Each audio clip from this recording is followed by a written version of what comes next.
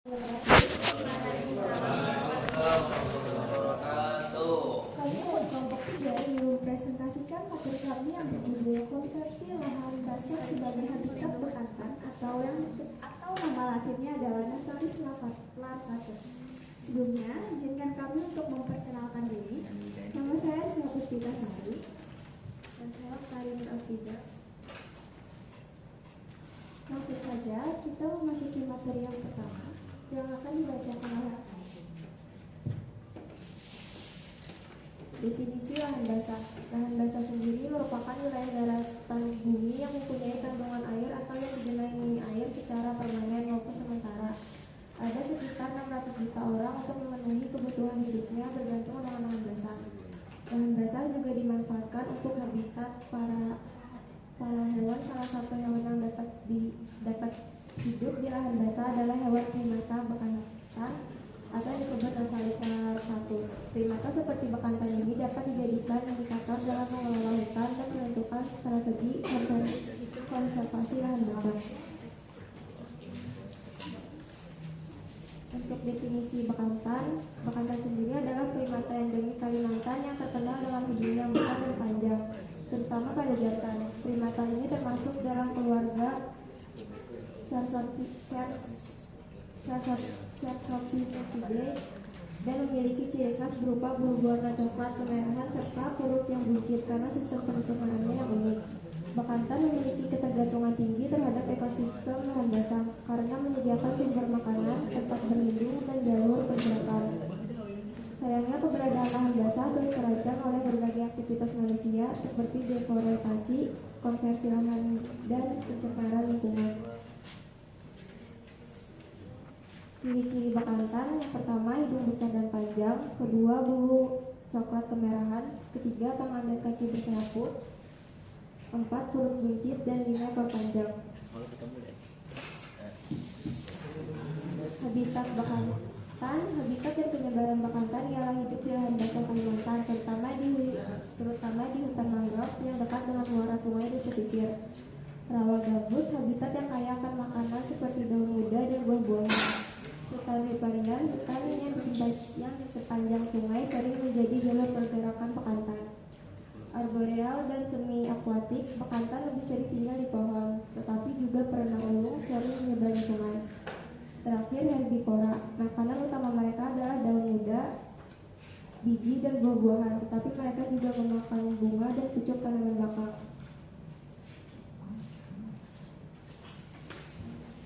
Definisi dan penyebab konversi lahan basah.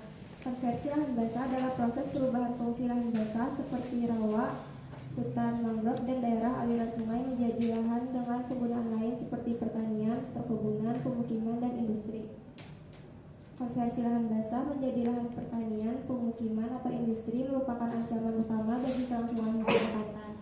Bekantan merupakan primata endemik Kalimantan yang sangat bergantung pada ekosistem lahan basah.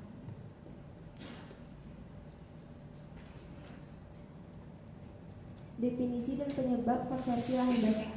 Penyebab konversi lahan basah: yang pertama, ekspansi pertanian dan perkebunan, pembukaan lahan untuk sawah, kebun, kelapa sawit, atau tanaman lainnya.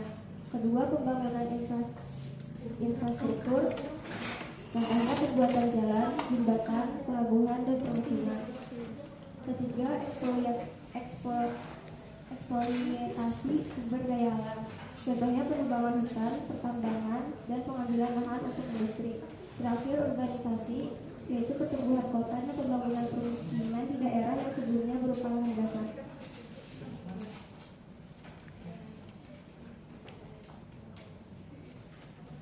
Selanjutnya ada dampak konversi lahan basah bagi bekantan. Yang pertama, kehilangan habitat.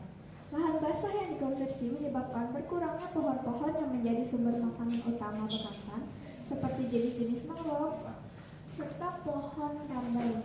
Selanjutnya, yang kedua, fragmentasi populasi. Hilangnya koridor alami mengisolasi populasi bekantan, mengurangi peluang reproduksi dan meningkatkan resiko kepunahan lokal. Yang ketiga, menurunnya ketersediaan pangan. Konversi lahan basah menyebabkan berkurangnya tumbuhan yang menjadi makanan utama bekantan yang berdampak pada kesehatan dan populasi mereka.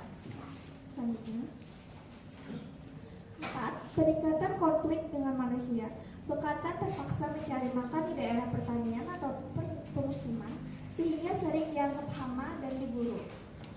Yang kelima, ancaman dari infrastruktur. Pembangunan jalan dan jembatan meningkatkan risiko tabrakan dan mengganggu pergerakan alami bekantan. Selanjutnya adalah upaya pelestarian bekantan yang bergantung pada lahan basah, perlindungan dan restorasi habitat, yaitu yang pertama, menghentikan konversi lahan basah yang menjadi habitat utama bekantan, restorasi hutan mangrove dan hutan riparian dengan menanam kembali pohon-pohon taman bekantan. Lalu menetapkan kawasan konversi dan taman nasional sebagai habitat perlindungan bekantan. Yang kedua, pembangunan koridor ekologis, menghubungkan habitat-habitat bekantan yang terfragmentasi untuk memungkinkan pergerakan alami dan perkawinan silang. Menghindari pembangunan infrastruktur yang dapat memutus jalur pergerakan bekantan. Yang ketiga, peningkatan kesadaran pada masyarakat, edukasi tentang pentingnya lahan basah bagi bekantan dan ekosistem secara keseluruhan, mendorong keterlibatan masyarakat lokal dalam konservasi, misalnya melalui ekowisata berbasis bekantan. Yang keempat, penegakan hukum yang ketat, mencegah perusakan lahan basah melalui regulasi dan sanksi bagi pelaku konversi ilegal, menghentikan perburuan bekantan yang sering terjadi akibat konflik dengan manusia.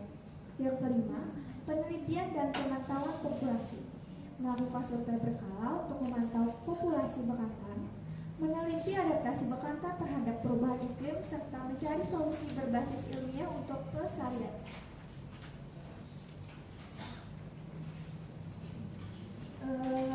Sekian materi yang kami sampaikan.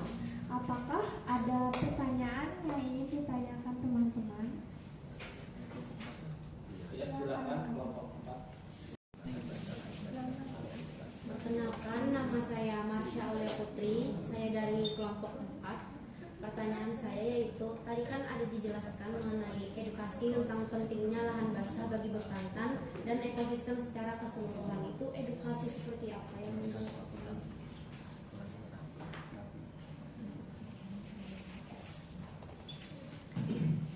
Perkenalkan, nama saya Midwa Rezeki dari kelompok 4. Pertanyaan saya, mengapa lahan basah menjadi habitat utama bagi bekantan? Terima kasih.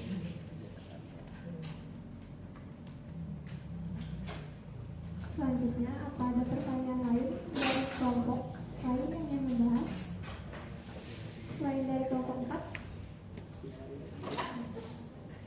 Oke, sudah ada. Berarti cuma ada 2 pertanyaan, pertanyaan Marsha dan Midwa. Itu bukan maksudnya. Nah, yang pertama, edukasi yang dapat kita sampaikan, kita bisa ngasih tahu nih ke masyarakat pentingnya atau manfaat lahan basah sendiri, baik bagi hewan-hewan maupun kita.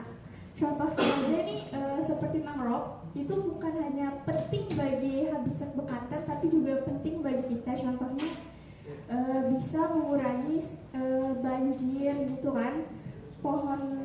Pohon itu kan bisa menahan nih, misalnya ada banjir dan sebagainya. Jadi edukasi yang perlu kita sampaikan, yang pertama, kita ngasih paham dulu nih ke orang-orang bahwa lahan basah itu memberi banyak sekali keuntungan, bukan hanya pada hewan, tapi bagi kita sendiri.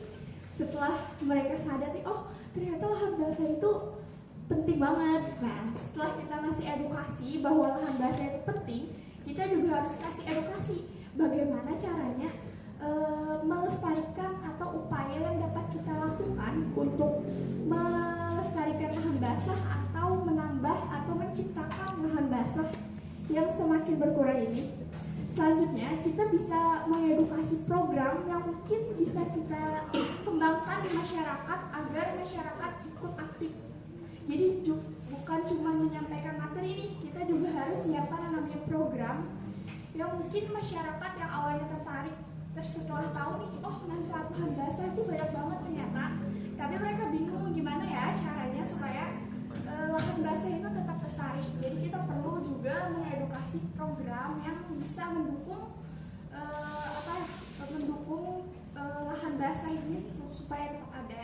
Contohnya seperti matkul ini nih, matkul kuliah ini juga termasuk program yang mengedukasi kita bahwa lahan basah itu penting banget di zaman sekarang ini.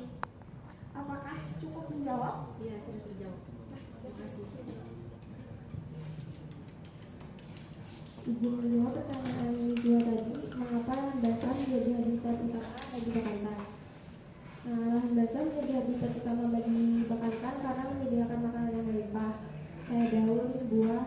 Terus mereka juga menawarkan perlindungan dari predator.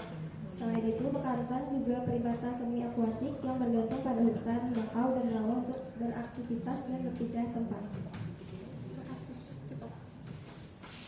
Oke, karena semua materi telah disampaikan dan semua pertanyaan sudah dijawab, sekian presentasi kami hari ini. Terima kasih yang sudah memperhatikan dan mohon maaf jika ada materi yang kurang jelas atau penyampaian kami kurang memuaskan. Wassalamualaikum warahmatullahi wabarakatuh.